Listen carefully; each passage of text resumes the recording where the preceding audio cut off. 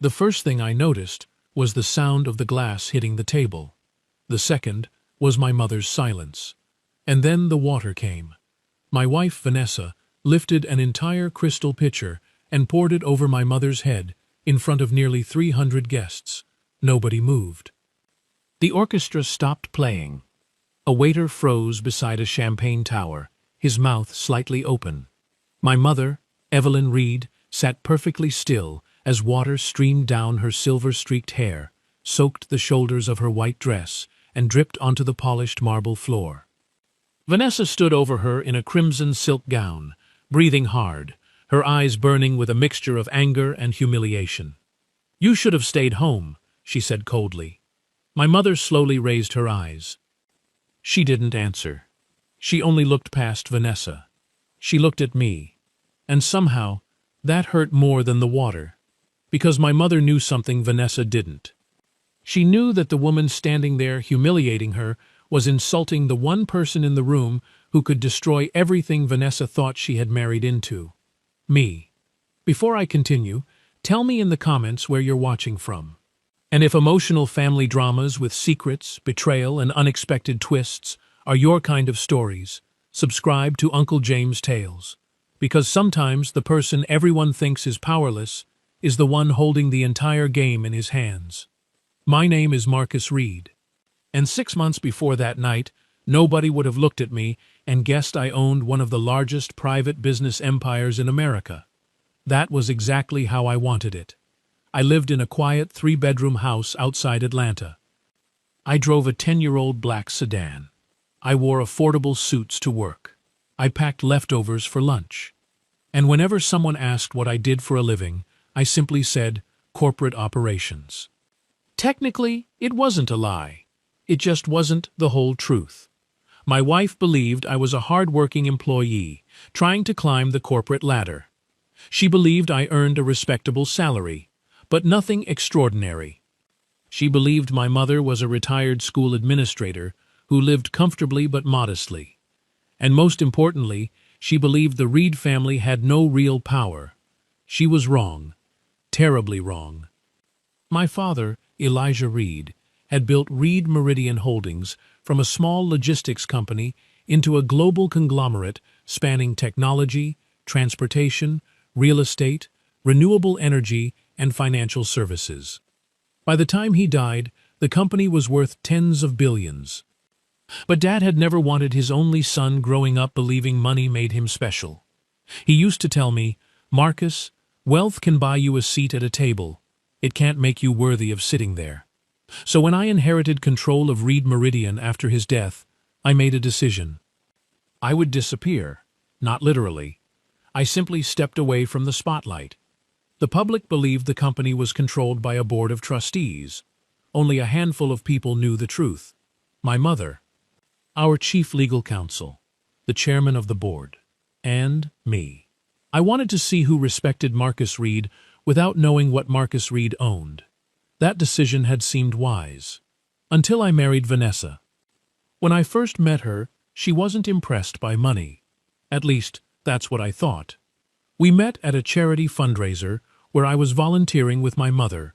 Vanessa had been helping organize the event. She was beautiful, intelligent, ambitious, and fiercely independent. She didn't talk about luxury watches or sports cars. She talked about building something of her own. She told me she wanted a life where she never had to depend on anyone. I admired that. 3 years later, I proposed. Vanessa cried. She hugged me. And she said, "Marcus, I don't need a rich husband. I just need a good one." I believed her. Maybe that was my first mistake. Our marriage wasn't bad in the beginning. It was actually beautiful. We rented a small apartment before moving into our current house. We cooked together. We watched old movies on Friday nights. Vanessa used to fall asleep with her head on my shoulder. Sometimes, when money was tight because I was deliberately living below my means, she laughed about it. "We're building," she'd say. "We're building," I'd answer. But somewhere along the way, her definition of building changed. She started comparing us to other couples. At first, it was subtle. Did you see the new house the Thompsons bought? Then, why are we still driving this car? Then, Marcus, people don't take you seriously when you dress like that. I tried not to take it personally. I thought she was simply becoming more ambitious. Then her friends entered the picture. There was Camille, who constantly posted pictures from luxury resorts. There was Jasmine, whose husband had recently bought her a new Mercedes. And there was Adrian Cole. Adrian was the executive vice president of Reed Meridian Holdings. Ironically, he worked for me. Or rather, he worked for the company I secretly controlled. Vanessa knew Adrian as a powerful businessman. She had no idea he had once sat across from me in a private boardroom while I reviewed his performance. She also didn't know Adrian knew exactly who I was. That was where things began to change. Vanessa started mentioning him frequently. Adrian said the company is expanding into Europe. Adrian thinks I should consider getting into corporate consulting. Adrian says ambitious women need ambitious circles. I didn't think much of it. Not at first.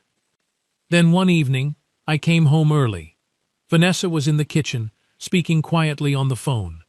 The moment she saw me, she ended the call. "Who was that?" I asked. "Camille." She turned back toward the stove. I smiled. Okay. She didn't look at me. I walked upstairs, but something about the way she had ended that call stayed with me. Not because I suspected an affair. Not yet. Because there was something in her expression I had never seen before. Fear. A few weeks later, my mother came to dinner. She arrived carrying a homemade peach cobbler. Vanessa barely looked up from her phone. "Hi, Evelyn," she said. My mother smiled. "Hello, sweetheart." Vanessa's eyes moved over my mother's simple cream-colored dress. "You're coming from somewhere?" "No," Mom said. "I just thought I'd bring dessert." Vanessa nodded. "That's nice." My mother looked at me. I could tell she noticed the tension. After dinner, while Vanessa was upstairs, Mom pulled me aside. "Marcus. Marcus." I knew that tone. "What? She doesn't know?" I glanced toward the staircase. "Know what?" Mom sighed. "Don't play games with me." I lowered my voice. "No, she doesn't. And how long do you plan to keep it that way?" "As long as necessary." Mom stared at me. "Your father believed people should be tested by how they treat those who cannot benefit them." "I know. Then don't ignore what you're seeing." Her words followed me long after she left. 2 months later, Vanessa asked me a question that changed everything. "How much money do you have saved?" I looked up from my laptop. "Why?" "Because I'm trying to plan our future. I have enough." She frowned. "That isn't an answer. It depends on what you mean by enough." She leaned against the doorway. "I mean, if something happened tomorrow, could you take care of us?" I stared at her. "Yes." She laughed softly. "You always say that. Because it's true." "Marcus, sometimes I think you're comfortable being average." The word hit harder than she probably realized. Average. I closed the laptop. "What makes you think I'm average?" She shrugged. "Your lifestyle." There it was. She wasn't judging my heart. She was judging the evidence. The car. The house. The clothes. The salary she thought I earned. I didn't tell her the truth. I simply said, "Maybe I'm comfortable with things you aren't." She walked away. That night, I couldn't sleep. Not because I was angry, because I was beginning to understand. Vanessa didn't want Marcus. She wanted the life she imagined Marcus could provide. And I still wasn't sure whether that was enough to end a marriage. Then came the gala. Reed Meridian Holdings was celebrating its 50th anniversary. It was the largest corporate event of the year. Executives flew in from New York, London, Dubai, Johannesburg, and Los Angeles. Politicians attended. Investors attended. Celebrities attended. And everyone who mattered in the business world wanted an invitation. I received mine privately. Not as an employee, as the owner. But I chose to attend publicly as an ordinary operations executive. Vanessa was thrilled when she saw the invitation. "You're actually going?" "Yes." Her face lit up. "Can I come?" "Of course." She immediately began planning her outfit. For weeks, she talked about the gala. She bought a crimson silk gown. She booked a stylist. She arranged her hair. And she told everyone she knew that she would be attending one of the most exclusive business events in the country. On the night of the gala, my mother arrived separately. She wore a simple white dress with a pearl necklace my father had given her decades earlier. When she entered the ballroom, several executives immediately recognized her. Some bowed their heads respectfully. One senior director actually stepped away from a conversation to greet her. Vanessa noticed. "Who is she talking to?" she whispered. "My mother." "I know that." I looked at her. "Then what are you asking?" She lowered her voice. "Why are people treating her like she's important?" I smiled faintly. "She is important." Vanessa rolled her eyes. "Marcus!" Before I could respond, Adrian appeared. He was wearing a black tuxedo. He greeted Vanessa warmly. "Vanessa, you look incredible." "Thank you." His eyes briefly moved toward me. "Marcus, Adrian." There was something strange in his expression, almost like he wanted to say something, but he didn't. Instead, he walked away. For the next hour, Vanessa barely spoke to me. She moved around the room with Adrian and several executives. I watched quietly. Then I noticed something. My mother was standing near the main table. Vanessa approached her. I couldn't hear their conversation, but I saw my mother's face change. Vanessa said something. Mom answered. Vanessa stepped closer. Mom shook her head. Then Vanessa pointed toward me.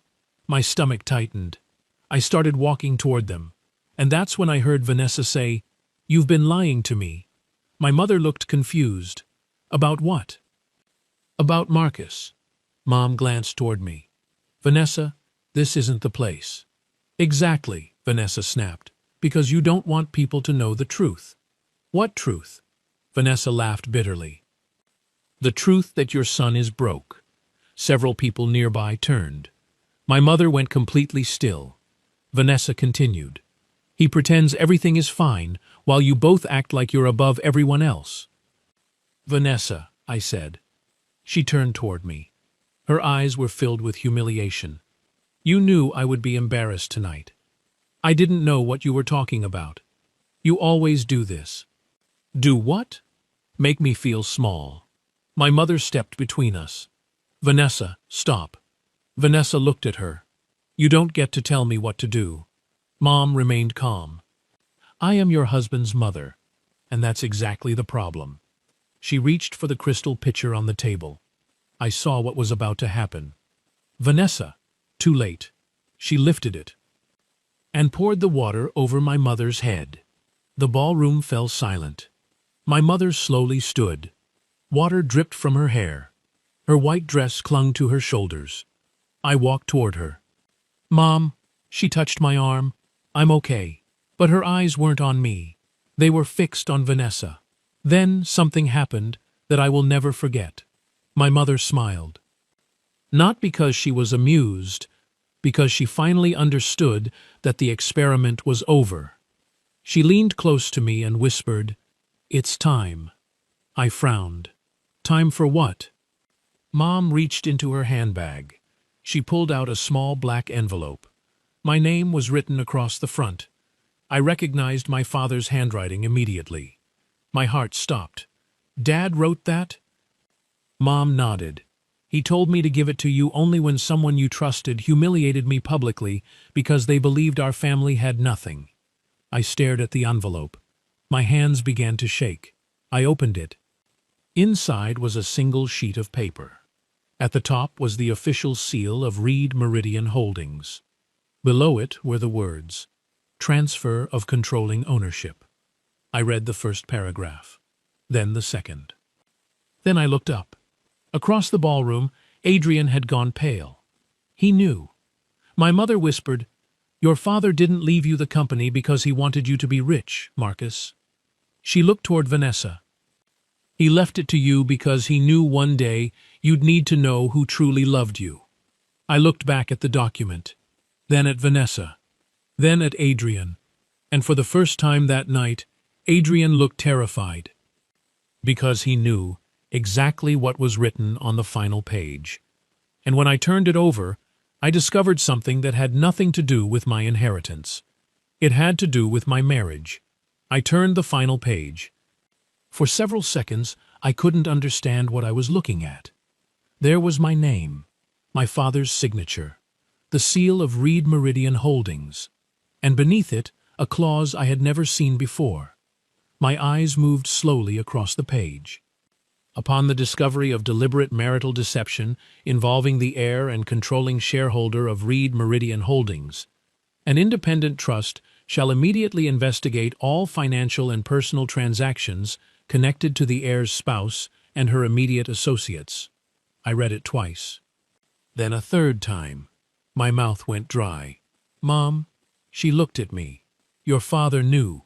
Knew what? That one day someone might marry you without loving you. I looked across the ballroom.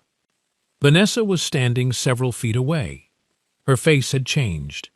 She had gone from angry to confused.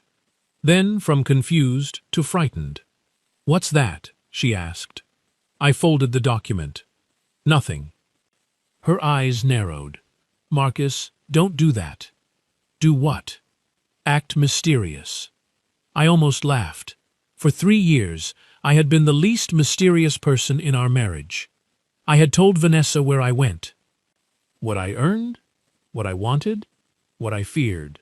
I had given her access to my life. She had simply never bothered to look closely enough.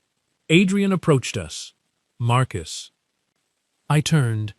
His expression was tense. "Can I speak with you?" "About what?" He glanced toward Vanessa. "Privately." "No." The word came out sharper than I expected. Adrian swallowed. "Fine." He lowered his voice. "The board needs to know about this."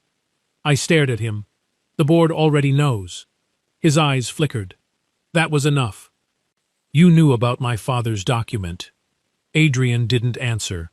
Vanessa looked between us. "What are you two talking about?" I turned toward her. "Let's go home." "I'm not leaving." "Vanessa, you're embarrassing me." I stared at her.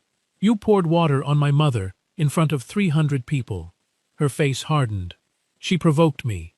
My mother finally spoke. "No, sweetheart." Vanessa turned. "I wasn't speaking to you."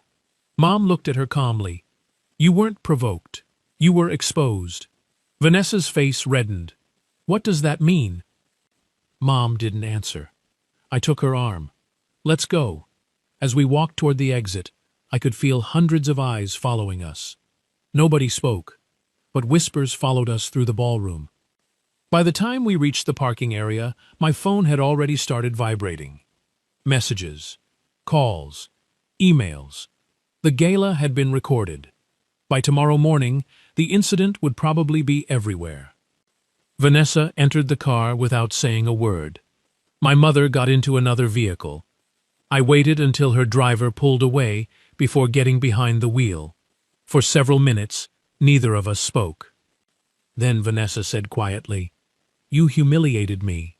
I kept my eyes on the road. "How?" "You let your mother treat me like I was nothing." I looked at her. "My mother didn't pour water on you." "That isn't the point." "Then what is?" She folded her arms. "You knew I was going to be judged tonight." "By whom?" "Everyone." I almost couldn't believe what I was hearing. "You were worried about being judged?" "Yes." "You were the one who created the scene." She turned toward the window. "You don't understand." "No, I don't." Her voice softened. "You have no idea what it's like to stand beside a man and feel like you're constantly being left behind." I looked at her. For the first time that night, I saw something other than anger.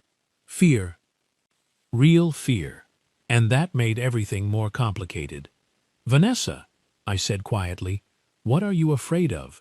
She didn't answer. "What happened tonight?" Silence. "Who told you I was broke?" Nothing. Why were you talking to my mother?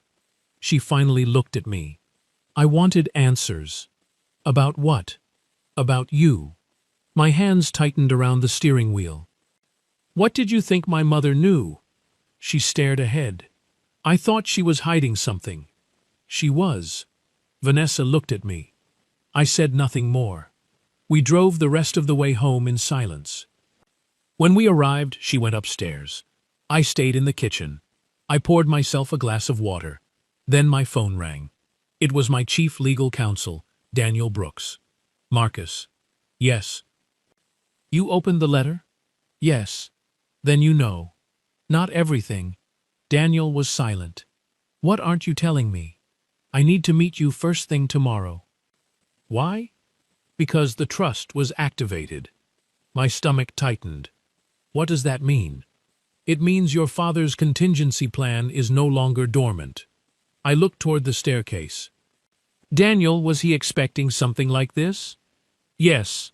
The answer came too quickly. How? Your father spent the last year of his life reviewing your personal relationships. I froze. What relationships? Anyone with access to you. Are you saying he investigated Vanessa? I am saying your father investigated everyone. That's not an answer. Daniel exhaled. There was a financial pattern. What pattern? I'll explain tomorrow. I ended the call. But I didn't go upstairs. Something had changed. I could feel it. At 2:17 a.m., I heard footsteps. I was sitting in the dark downstairs when Vanessa came into the kitchen. She thought I was asleep. She opened a cabinet, pulled out a glass. Then she whispered into her phone. I can't do this anymore. I stayed still. A man's voice came faintly through the speaker. I couldn't make out the words. Vanessa turned away. No, he doesn't know. My heart stopped. The man said something. She shook her head. You promised me he would never find out. I closed my eyes. Then she said the words that changed everything.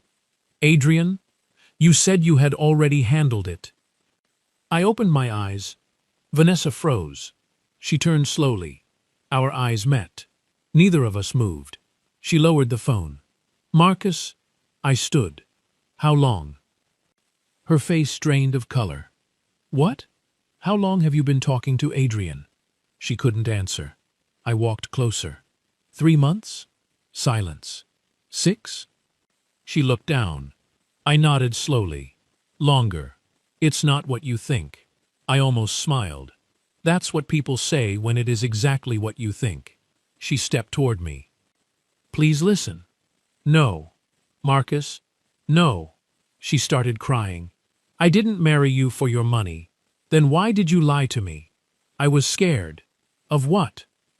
She wiped her face. Of losing everything. You didn't have everything. You don't understand. Then explain it. She sat down. For several seconds, she stared at the floor. Then she whispered, Adrian told me you were hiding money. I stared at her. What? He said you weren't who you claimed to be. My blood ran cold. What else did he tell you? That you were connected to Reed Meridian. I said nothing. He told me you were trying to manipulate me. Why would he say that? He said your father had left you something. I felt the room shrinking around me. How much did Adrian know? I don't know. You knew about the inheritance. No. You knew about Reed Meridian. I suspected. But you never asked me. She began crying again. Every time I asked about money, you shut me down. Because I wanted you to love me. She looked at me. I did love you. Did? Her eyes filled with tears. I still do. I wanted to believe her. God, I wanted to. But then I remembered the phone call. You said he had already handled it. She looked away. What did Adrian handle? Nothing. Vanessa. I can't. Then we're done. She immediately stood. No. You've been lying to me. I was trying to protect us. From what? She whispered. Your father. I stared at her. My father is dead. I know. Then what are you talking about? She looked terrified. Adrian told me your father left instructions. He did. He said if you ever discovered what he was doing, the company would destroy anyone connected to the betrayal. I frowned. What betrayal? Vanessa shook her head. I don't know. That answer didn't make sense. Then why are you afraid? She didn't respond. My phone vibrated. A message from Daniel. Do not confront Adrian yet. I stared at the screen. Another message appeared. We found the account. Then another. Vanessa isn't the person who started this. My chest tightened. I looked at my wife. Who is? She stared at me. I don't know. I turned toward the stairs. You're going to tell me everything. I already told you. No. I looked directly into her eyes. You told me what you wanted me to know. Her shoulders dropped. I walked into my study and locked the door. At 7 a.m., Daniel arrived. He wasn't alone. With him was an elderly woman I had never seen before. She carried a leather folder. Daniel closed the door behind them. Marcus, this is Eleanor Grant. The woman extended her hand. I worked for your father. I shook it. How long? 26 years. What did you do? She opened the folder. I managed his private investigations. I sat down. Daniel remained standing. Eleanor placed several photographs on the desk. The first showed Adrian entering a hotel. The second showed Vanessa entering the same hotel 2 hours later. The third showed them sitting together. My stomach turned. When were these taken? 8 months ago. 8 months. Long before the gala. Long before I had suspected anything. I looked at Daniel. You said Vanessa wasn't the person who started this. She wasn't. Eleanor placed another photograph on the desk. It showed someone I recognized immediately. My wife's older brother, Terence. I stared at it. Why was Terence meeting Adrian? Eleanor didn't answer immediately. Then she placed a bank statement in front of me. A series of payments had been made from an offshore account. The recipient was Terence. The sender was a company I didn't recognize. Daniel leaned forward. That company was created 11 months ago. By whom? Eleanor looked directly at me. Your wife's family. I felt something inside me go cold. But why? Daniel opened another folder. Because someone has been trying to gain access to Reed Meridian's private trust. I stared at him. Through Vanessa? Yes. I looked at the photographs again. Suddenly, the arguments. The questions about my finances. Her sudden interest in my lifestyle. Her friendship with Adrian. The gala. Everything began connecting. But one question remained.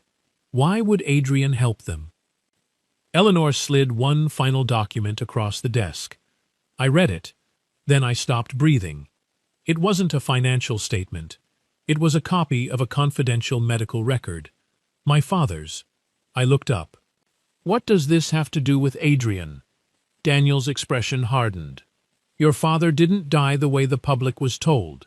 Silence filled the room. I stared at the document. What are you saying? Eleanor spoke softly. Your father believed someone inside Reed Meridian was responsible for his death. I stood so quickly that my chair moved backward. No. He left instructions for us to find out who. I shook my head. My father died of a heart condition. That was the official explanation. Are you saying it wasn't? Eleanor looked at Daniel. Daniel nodded. She turned back to me. Your father suspected he had been poisoned. The room seemed to tilt. I looked at the photograph of Adrian again. Then at the photograph of Terence. Then at the document bearing my father's signature. And suddenly, Vanessa's behavior no longer looked like a simple marriage falling apart. It looked like someone had been pulling invisible strings around my family for months. But there was one detail I couldn't explain. If Vanessa was working with Adrian, why had she been crying when she thought I couldn't hear her? Why had she begged him not to let me find out? And why had my father's final instructions specifically mentioned my marriage? Daniel reached into the folder. There is one more thing. He placed a sealed envelope on the table. This was delivered to our office this morning. I recognized the handwriting immediately. It was Vanessa's. My hands went cold. I opened it. Inside was a single photograph. It showed Vanessa standing beside my father. But the photograph had been taken 2 years before I ever met her. On the back, Vanessa had written 6 words. "Marcus, I'm sorry. He found me first." I stared at the photograph until the words on the back blurred. "Marcus, I'm sorry. He found me first." My wife's handwriting, my father's face, and a date from 2 years before Vanessa and I had ever met. I looked at Daniel. "Who is he?" He didn't answer. "Daniel, we don't know. You expect me to believe that?" "No." Eleanor carefully gathered the other documents. "Your father knew Vanessa before you did." I shook my head. "That doesn't make sense." "Your father knew of her," she said. "That doesn't necessarily mean he knew her personally." I turned the photograph over again. There was no mistaking it. Vanessa stood beside my father at what appeared to be a charity event. She looked younger. My father looked healthy. And between them stood a man I recognized immediately. Adrian. I felt something inside me break. Why was Adrian there? Daniel answered quietly. "Because Adrian introduced Vanessa to your father." I sat down. For several seconds nobody spoke. Then my phone rang. "Vanessa." I stared at the screen. Daniel said nothing. I answered. "Hello?" Her breathing was unsteady. "Marcus, where are you?" "At home." "Don't leave." Silence. "Please." Her voice cracked. "I need to see you. You're already in my house. I mean somewhere you can hear the whole truth." I glanced at Daniel. "Come to my office." "I can't." "Why?" "Because Adrian knows." My blood ran cold. "Knows what?" "That you have the photograph." The call ended. I stood. "She's in danger." Eleanor shook her head. "Or, she's manipulating you." I looked at her. "You don't know her." "No," she said. "But I've spent 26 years studying people who do." Daniel interrupted. "Marcus, before you go anywhere, you need to understand something." "What?" "The trust has already begun the transfer." I frowned. "What transfer?" "Your father structured Reed Meridian so that once the contingency was activated, every hidden voting right attached to your inheritance would move under your direct control." I stared at him. "How much?" Daniel hesitated. "All of it." I looked toward the window. For years, I had hidden from the world. Now the world was about to discover who I was. But suddenly, I didn't care about the company. I cared about Vanessa. Not because I trusted her. Because somewhere beneath the lies, I believed she was afraid. And people don't become that frightened without a reason. I found her in an old church near downtown. The building was nearly empty. Vanessa sat alone in the second row. No makeup, no jewelry, no expensive dress. Just a simple gray sweater and jeans. When she saw me, she stood. "You came." I remained near the entrance. "Start talking." She nodded. "I knew your father before I knew you." "How?" "My brother." "Terence?" "Yes." She swallowed.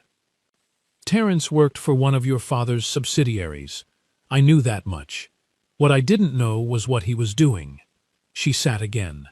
I remained standing. "Tell me." "Terence had gambling debts." My jaw tightened. "He borrowed money from Adrian." "And?" "Adrian wanted something in return." "What?" "Access." "To what?"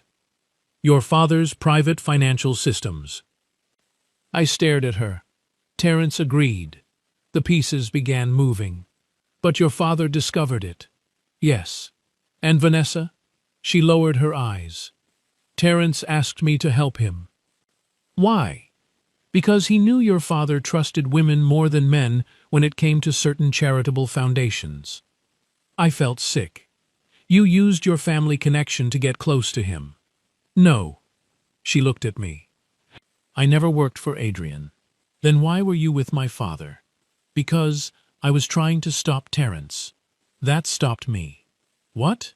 After I realized what they were planning, I warned your father. I took a step closer. He knew? Yes.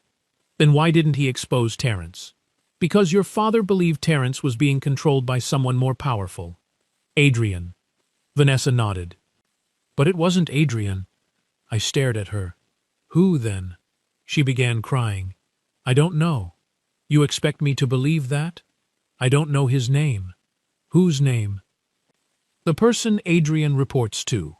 Silence. Vanessa wiped her face. There is someone above him. My mind raced. Inside Reed Meridian? Yes. On the board? I don't know. Then what do you know? She pulled a small flash drive from her pocket. This. I didn't take it. What is it? Your father's final investigation. Where did you get it? From Adrian. My eyes narrowed. Why would Adrian give you that? Because he wanted me to destroy it. And you didn't. No. Why? She looked at me. Because I fell in love with you. The words hit me harder than I expected. I looked away. You expect me to believe that after everything? I don't expect anything. She stood. When I met you, I thought you were just Marcus. I gave a bitter laugh. You knew I was wealthy. I suspected. You knew my father. Yes. You knew Adrian. Yes. And you still married me. I married you because you were the first man who made me feel safe. I looked at her. Then why did you betray me? Her eyes filled with tears. Because I was trying to protect you. By sleeping with Adrian? She flinched. I never slept with him. I stopped. What? I never had an affair with Adrian. The hotel photographs? We were meeting because he threatened me. Why didn't you tell me? Because he threatened to kill Terence. I stared at her. And you believed him? Yes. She stepped closer. Marcus, I was trying to keep my brother alive. I didn't know what to say. Then she whispered, but I made another mistake. What? I started lying because the first lie was easier than the truth. I looked at the flash drive. What's on it? Evidence? Of what? My father's death. She nodded. Your father discovered the person behind everything. Who? I don't know. Then what does the drive prove? Vanessa's voice dropped. It proves someone in your family helped him. My entire body went still. My family? She nodded. Someone close enough to your father that he never suspected them. I thought about my mother. Then Daniel. Then Terence. Then the board. Vanessa shook her head. It's not your mother. How do you know? Because your father trusted her with the investigation. I looked at her. Then who? She whispered. Your uncle. I froze. My father's younger brother, Raymond Reed, had been dead for 12 years. What are you talking about? I'm talking about Raymond's son. My cousin. Nathan. I had grown up with Nathan. He was like a brother to me. He had attended my father's funeral. He had stood beside me when I took control of the company. And according to Vanessa, he might have been connected to the person who destroyed my father. I took the flash drive. Where is Adrian? She looked toward the church doors. He knows we're here. I turned. A black SUV had stopped outside. Vanessa grabbed my arm. We have to go. We moved through a side entrance. My driver was waiting in the alley. As we got inside, I looked back. A man stepped out of the SUV. Adrian. He wasn't alone. 2 men followed him. I suddenly understood something. This wasn't about my marriage anymore. It was about control of Reed Meridian. That afternoon, Daniel called an emergency board meeting. I entered the headquarters through the private entrance. For the first time in years, I walked into Reed Meridian as its actual owner. Executives stood as I entered. Nobody spoke. The chairman approached me. Mr. Reed. I nodded. Let's begin. The boardroom doors closed. There were 12 people around the table. Nathan was one of them. My cousin smiled. Marcus. I sat opposite him. Hello, Nathan. He looked nervous. Not much. Just enough. Daniel connected the flash drive. A video appeared on the screen. My father's face filled the room. He was sitting behind his desk, alive, serious, and speaking directly into the camera. If you're watching this, then something has happened that I hoped never would. Nobody moved. My father's voice continued. I discovered that someone within my family has been cooperating with an external financial network attempting to seize control of Reed Meridian. Nathan's face changed. My father continued, I don't know who can be trusted. Then came the sentence that shattered the room. Except Marcus. I closed my eyes. My father had known. He had known exactly what was coming. The video continued. I have intentionally kept Marcus uninformed. If he knew the truth, they would come after him. The screen changed. Documents appeared. Bank transfers, shell companies, secret accounts, names, Adrian, Terrence, Nathan. I looked at Nathan. He had gone completely pale. That's not real, he whispered. Daniel stopped the video. I leaned forward. Nathan. He said nothing. Look at me. He slowly raised his eyes. Did you help them? No. Did you know about my father's investigation? No. Did you receive money from the offshore company? He stared at the table. That was my answer. I stood. Why? Nathan's voice broke. I didn't know they were going to kill him. The room fell silent. I felt like someone had punched me. What did you say? Nathan covered his face. I thought they wanted control of the company. Who? I don't know. You keep saying that. Because it's true. He slammed his hand against the table. I was desperate. For money? For my family. I stared at him. What family? My daughter. He looked at me through tears. She was sick. I needed money. They offered me enough to save her. Nobody spoke. Nathan continued. I gave them information, nothing more. You gave them my father's private schedules. I didn't know. You gave them access to his medical records. I didn't know. You knew enough. Nathan collapsed into the chair. I thought they wanted leverage. I looked at Daniel. Who paid him? Daniel displayed the final bank record. The sender wasn't Adrian. It wasn't Terrence. It wasn't any company. It was an account belonging to someone I never expected. My mother. I stopped breathing. No, Daniel looked at me. The account was registered in Evelyn Reed's name. My chair scraped backward. The board stared at me. My mother. The woman who had raised me. The woman who had protected me. The woman who had just been humiliated at the gala. I couldn't make sense of it. Then my phone rang. It was her. I answered. Mom? Her voice was trembling. Marcus, what is going on? Silence. Mom? Finally she whispered. Your father was wrong about one thing. My heart pounded. What? He thought the betrayal came from outside the family. I couldn't speak. Mom continued. It came from me. The line went dead. I stared at the phone. Then Daniel's expression changed. Marcus. What? He pointed toward the boardroom television. A breaking news alert had appeared. Reed Meridian owner's family involved in secret billion-dollar investigation. My name was already on the screen. My secret was no longer a secret.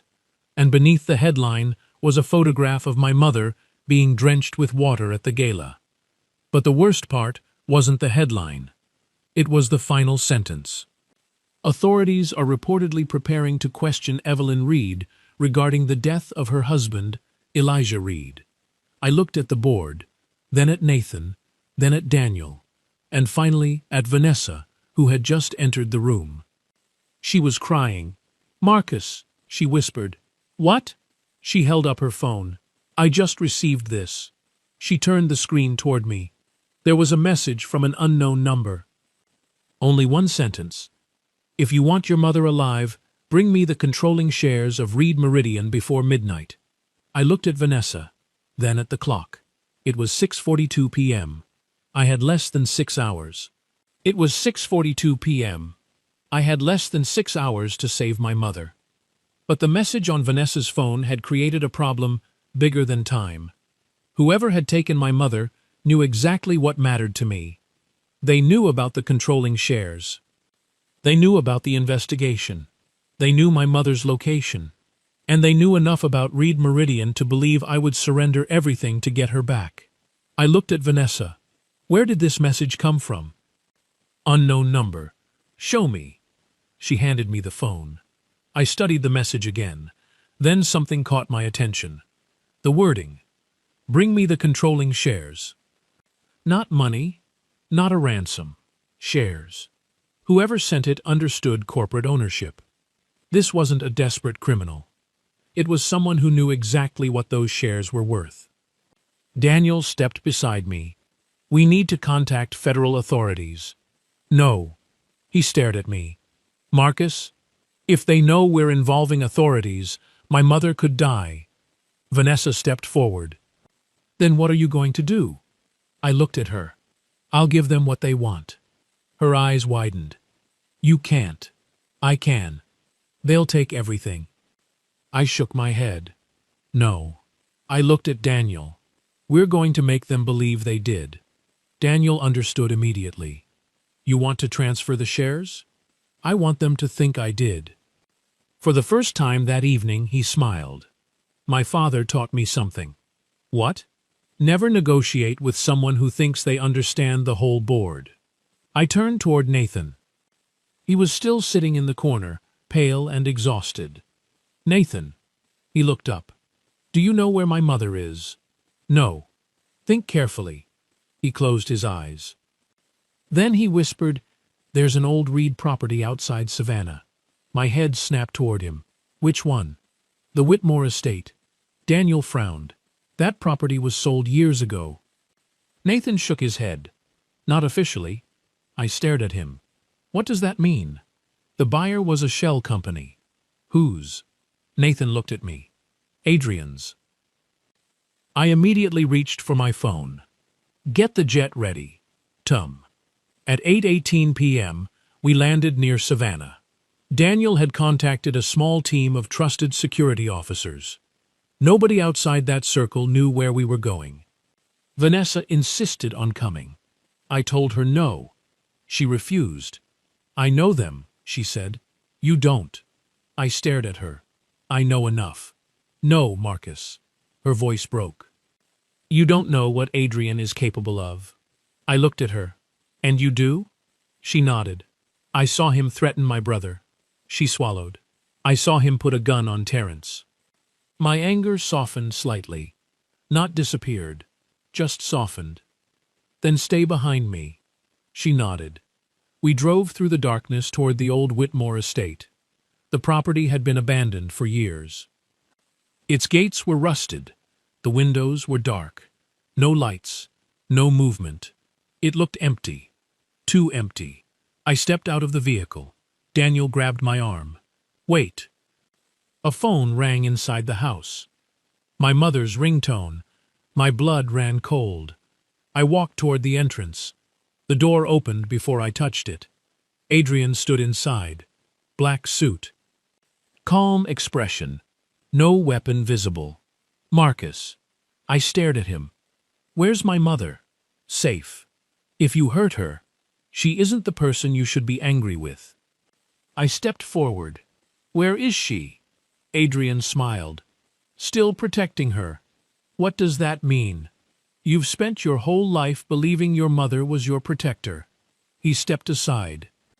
Perhaps you should finally ask yourself why she needed protecting.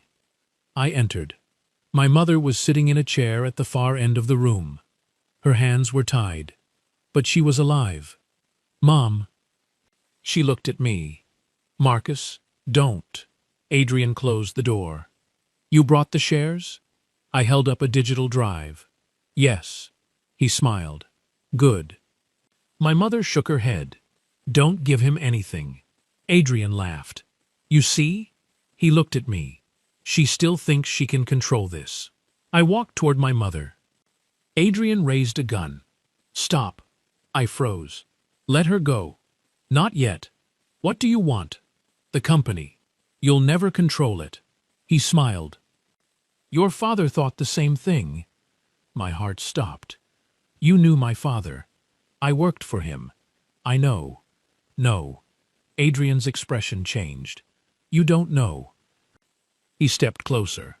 I was the one who discovered your father had changed his succession plan. I stared at him. He intended to leave everything to you. Yes. But your mother knew. I looked at her. Mom closed her eyes. Adrian continued. She came to me. I shook my head. No. Mom whispered. Marcus. I looked at her. Tell me. She started crying. Your father was going to expose Terrence. I listened. And Nathan. Mom nodded. But that wasn't the real danger. What was? She looked at Adrian. Him. Adrian's expression remained cold. Your father discovered Adrian was secretly building a competing financial network using Reed Meridian's resources. I looked at him. Why? Because I believed your father was wasting what he built. Adrian's voice was calm. He wanted philanthropy, legacy, family. He laughed bitterly. I wanted power. I looked at my mother. What did you do? She lowered her head. I went to Adrian because I thought I could stop your father from destroying the family. I stared at her. You betrayed Dad. I made a terrible choice. You gave Adrian access. Yes. Did you poison him? She immediately shook her head. No. Adrian's expression changed. You should tell him everything. Mom looked at me. I never killed your father. Then who did? Nobody answered. Then footsteps sounded from upstairs. A man slowly walked down the staircase. I knew him immediately. My blood ran cold. It was Terrence, my wife's brother. I turned toward Vanessa. She covered her mouth. Terrence? He looked at her. I had no choice. Vanessa stepped backward. What did you do? Terrence's eyes filled with tears. I didn't mean for anyone to die. I stared at him. Tell me. He looked at my mother. Then Adrian. Then me. Your father discovered everything. What everything? The accounts. Go on. Adrian ordered me to steal the financial records. And? Your father caught me. I clenched my fists. What happened? Terrence's voice broke. I panicked. Did you poison him? No. He looked at Adrian. He did. The room went silent. Adrian's face remained expressionless. I stared at him. You killed my father. He was going to destroy everything. You killed him. Yes. The word came without hesitation. My mother began sobbing. I felt no tears, just emptiness. Years of wondering how my father died suddenly made sense. But one question remained. Why did you marry Vanessa? Terrence looked at his sister. I didn't know she would fall in love with you. Vanessa stared at him. You used me. I needed access to Marcus. Her face collapsed. And Adrian? I introduced them. I looked at Vanessa. She was shaking. I didn't know, she whispered. I know. That was the strange part. For the first time, I believed her. She had made mistakes. She had lied. She had hurt me. But she hadn't created the entire nightmare. She had been caught inside it. I looked at Adrian. You're finished. He laughed. Am I? He lifted the gun. But before he could aim it, the lights came on. Security officers flooded the room. Adrian turned. Daniel stood behind them. Drop it. Adrian froze. Then he looked at me. You planned this. I nodded. The shares weren't real. His face changed. You never transferred anything. No. And the drive? Empty. Daniel stepped forward. The entire conversation was recorded. Adrian's eyes widened. You think that matters? It does. Daniel raised his phone. The authorities have been listening since we entered. Adrian looked toward the windows. There was nowhere to go. He slowly dropped the gun. Security moved in. Terence collapsed into a chair. My mother covered her face, and Vanessa stood frozen in the center of the room. For several seconds, nobody spoke. Then my mother whispered, "I'm sorry." I looked at her. "I know. I should have told you." "Yes. I thought I was protecting you. You weren't." She nodded. "I know." I walked toward her and untied her hands. She looked up at me. "Can you ever forgive me?" I didn't answer immediately, because forgiveness isn't the same as pretending nothing happened. And love isn't the same as trust. I hugged her, but I didn't tell her everything was okay, because it wasn't. Not yet. 6 months later, the Reed Meridian investigation was over. Adrian was convicted on multiple charges connected to fraud, corporate espionage, conspiracy, and my father's death. Terence accepted a plea agreement and testified against him. Nathan cooperated fully with investigators. His daughter's medical treatment had been paid for by a legitimate family trust, something my father had created years earlier. My mother stepped away from Reed Meridian. She spent months rebuilding her life quietly. She also visited my father's grave every Sunday. I didn't ask what she said to him. Some conversations belonged only to the dead. As for Vanessa, we separated. Not with screaming. Not with lawyers fighting across a courtroom.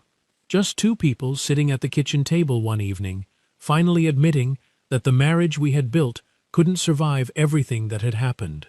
She cried. So did I. "I did love you," she said. "I know. I still do." I looked at her. "I believe you."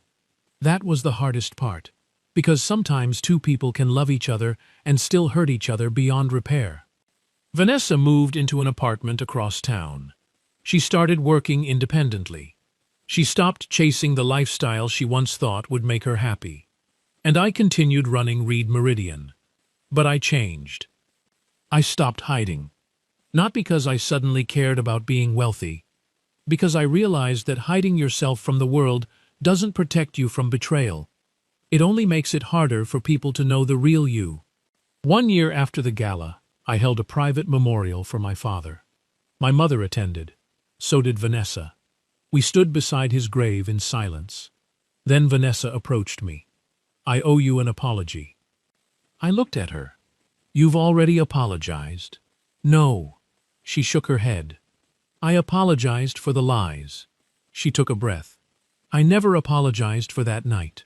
I knew exactly what she meant. The gala. My mother. The picture. The humiliation. "I was angry," she said, "but I had no right." I nodded. "No. I'll regret it forever." "I hope you don't." She looked surprised. "Why?" "Because regret alone doesn't change anyone." I paused. "Change does." Tears filled her eyes. She nodded. "Thank you." Then she walked away. My mother watched her go. "You still love her?" I looked toward the road. "Some part of me probably always will." Mom nodded. "That's okay." I smiled faintly. "Is it? Love doesn't mean you have to return to the same place." Her words stayed with me. That evening, I drove home alone. I parked my car, walked inside. And for the first time in years, the house felt peaceful. No secrets, no hidden phones, no unanswered questions, just silence. I walked into the living room and looked at an old photograph of my father. He was smiling. I finally understood what he had tried to teach me. Wealth had never been the real inheritance. The real inheritance was knowing who you were when money, power, marriage, and reputation were stripped away. My wife once believed I was poor because she measured wealth by what she could see. But the night she poured water on my mother, she unknowingly revealed something far more valuable than my bank account. She revealed who would stand beside me when the world thought I had nothing. And she revealed who only loved the version of me they believed could give them something. I never forgot that. But I also learned something else. People are rarely just heroes or villains. My mother betrayed my father because she was afraid. Nathan betrayed my family because he was desperate to save his child. Vanessa lied because she was trapped between fear and love. Terrence chose the wrong path because desperation became more important than integrity. And Adrian allowed ambition to turn him into someone capable of destroying lives. Understanding why people hurt you doesn't excuse what they did. But sometimes understanding is what allows you to stop carrying their choices as your own burden. I had spent years believing revenge would bring me peace. It didn't. Justice did something better. It gave me the freedom to move forward. And perhaps that was the greatest inheritance my father ever left me. Not $68 billion, not a company, not a mansion, not power, the courage to know my worth without needing anyone else to recognize it. Because money can reveal character, but hardship exposes it. And sometimes the person you think has nothing is actually the person who has everything that truly matters. If this story touched you, tell me in the comments. Would you have forgiven Vanessa after discovering the truth? Or would you have walked away forever? And if you enjoyed this emotional family drama, subscribe to Uncle James Tales for more stories about betrayal, secrets, justice, and second chances. Because sometimes the greatest revenge isn't destroying the people who hurt you. It's becoming someone they can never hurt again.